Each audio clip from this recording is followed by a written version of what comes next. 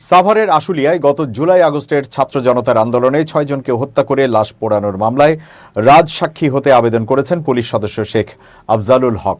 বৃহস্পতিবার আন্তর্জাতিক অপরাধ ট্রাইব্যুনাল ২-এ তিনি এই আবেদন করেন।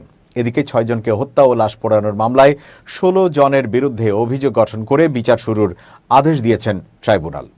আসামিদের অব্যাহতির আবেদন নাকচ করে দিয়ে বৃহস্পতিবার এই আদেশ দেন বিচারপতি নজরুল ইসলাম চৌধুরীর নেতৃত্বাধীন আন্তর্জাতিক অপরাধ ট্রাইব্যুনাল ২।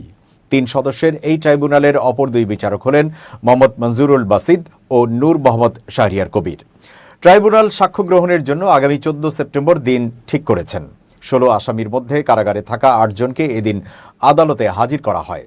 তারা হলেন ঢাকা জেলা পুলিশের সাবেক অতিরিক্ত সুপার আবদুল্লাহিল কাফি, সাবেক অতিরিক্ত সুপার শাহিদুল ইসলাম, পরিদর্শক আরাফাত হোসেন, এসআই মালেক, এসআই শেখ আফজালুল হক, এসআই আরাফাত উদ্দিন, এসআই কামরুল হাসান ও কনস্টেবল মুকুল।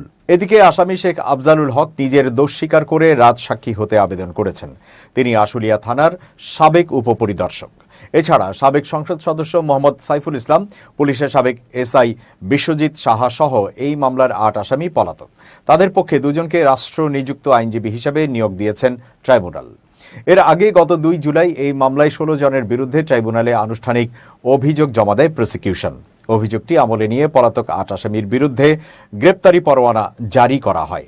মামলার অভিযোগে বলা হয়, ২০২৪ সালের ৫ আগস্ট সাভারের আশুলিয়ায় পুলিশের গুলিতে ৫ জন নিহত হন এবং ১ জন গুরুতর আহত হন। পরে নিহত ৫ জনের লাশ এবং আহত ব্যক্তিকে পুলিশ ভ্যানে তুলে পেট্রোল ছড়িয়ে আগুন দিয়ে পুড়িয়ে ফেলা হয়।